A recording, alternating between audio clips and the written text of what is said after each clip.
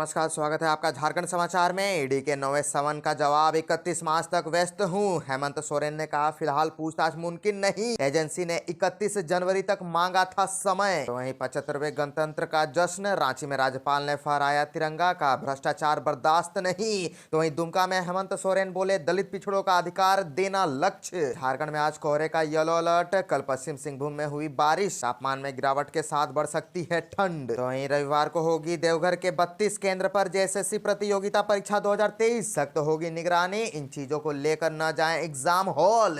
तो अब तक की सभी बड़ी खबरों पे बात करने से पहले आपसे छोटी सी अनुरोध है कि कृपया वीडियो को एक प्यारा सा लाइक अवश्य कर दीजिएगा, क्योंकि आपका एक लाइक करना ही हमारे मेहनत का फल होता है। तो शुरुआत करते हैं आज की पहली और बड़ी खबर से। इस वक्त की बड़ी खबर झारखंड से आ रही है, जहां ईडी के नौवें समन का जवाब 31 मार्च तक व्यस्त हूं। हेमंत सोरेन ने कहा फिलहाल पूछताछ मुमकिन नहीं। एजेंसी ने 31 जनवरी तक मांगा था समय। दरअसल जमीन घोटाला मामले में ईडी ने नौवें समन के जवाब में हेमंत सोरेन ने पूछताछ में शामिल होने पर असमर्थता जताई। 31 मार्च तक उनकी व्यवस्था है और इस वजह से वे पूछताछ के लिए उपलब्ध नहीं हो पाएंगे। सूत्रों के अनुसार ईडी को भेजी हुई चिट्ठी में विधानसभा के आगामी बजट सत्र सहित अन्य आवश्यक कार्यों में सीएम ने अपनी व्यस्तता का हवाला दिया है। फिलहाल पूछताछ के लिए समय देने में असमर्थता जताई है। ईडी ने 20 जनवरी को सीएम हाउस पर आकर पूछताछ की थी। उसी वक्त संभावना जताई गई थी कि अभी और पूछताछ हो सकती है, जिसके बाद 23 जनवरी को प्रवर्तन निदेशालय ने सीएम को समन भेजा था, जिसमें ईडी ने सीएम को 27 से 31 जनवरी के बीच पूछताछ के लिए समय और स्थान बताने को कहा था। सीएम हेमंत सोरेन से 20 जनवरी को पूछताछ हो चुकी है और बताते चले कि इस दिन ईडी के अधिकारियों ने उनसे 7.5 घंटे पूछताछ की थी। पूछताछ के बाद कार्यकर्ता को संबोधित करने के दौरान सीएम हेमंत सोरेन ने यह कहा था कि मैंने सभी सवालों के जवाब दिए हैं। आगे भी अगर ईडी पूछताछ करना चाहती है तो मैं जवाब देने के लिए तैयार हूं।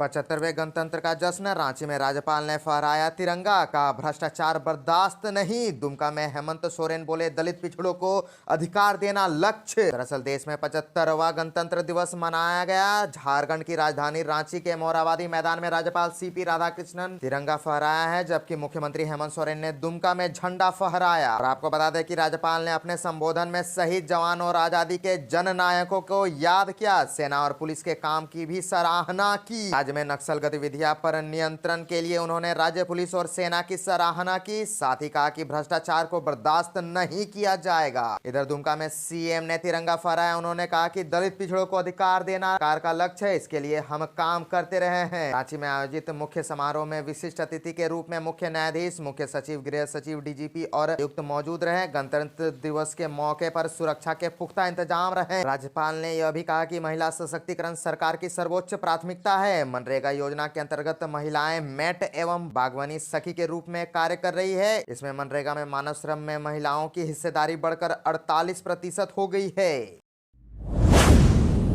रविवार को होगी देवघर के 32 केंद्र पर जेएसएससी प्रतियोगिता परीक्षा 2023, सख्त होगी निगरानी। इन चीजों को लेकर न ले जाएं एग्जाम हॉल। जेएसएससी द्वारा आयोजित झारखंड सामान्य स्नातक योग्यताधारी संयुक्त प्रतियोगिता परीक्षा 2023 को लेकर बैठक की गई। यह परीक्षा 28 जनवरी एवं 4 फरवरी को होगी। प्रतियोगिता परीक्षा के लिए जिले में 32 केंद्रों का विधि व्यवस्था, सुरक्षा व्यवस्था के अलावा केंद्रों पर की जाने वाली सुविधा, दंडाधिकारियों, पुलिस पदाधिकारियों, सभी केंद्रों के लिए स्टैटिक मजिस्ट्रेट सह केंद्र पर्यवेक्षक एवं पेट्रोलिंग मजिस्ट्रेट पुलिस बल के साथ प्रतिनियुक्ति करने का निर्देश अपर समाहर्ता चंद्रभूषण प्रसाद सिंह ने दिया। साथ ही फ्लाइंग स्क्वाड एवं गश्ती दंडाधिकारियों को पूर्ण रूप से सक्रिय रहने का निर्देश दिया गया। बैठक के दौरान अपर समाहर्ता द्वारा जानकारी दी गई कि झारखंड सामान्य स्नातक योग्यताधारी संयुक्त प्रतियोगिता परीक्षा 2023 को लेकर सभी केंद्रों के 200 मीटर के दायरे में परीक्षा के दिन धारा 144 लागू रहेगा।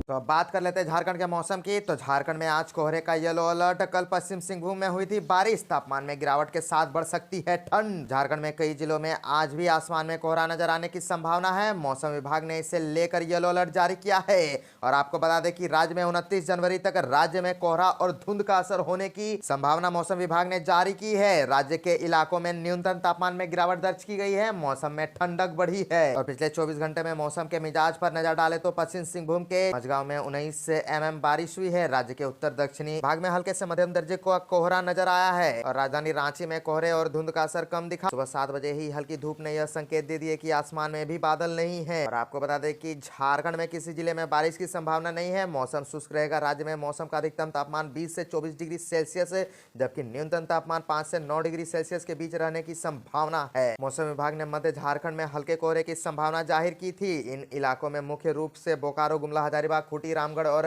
रांची जिले शामिल है, जहां हल्का कोहरा और धुंध मिल सकता है। दक्षिणी झारखंड में भी कई जगहों पर हल्का कोहरा और धुंध नजर आ सकता है। इनमें चाईबासा, जमशेदपुर, सिमडेगा और सरायकेला शामिल है।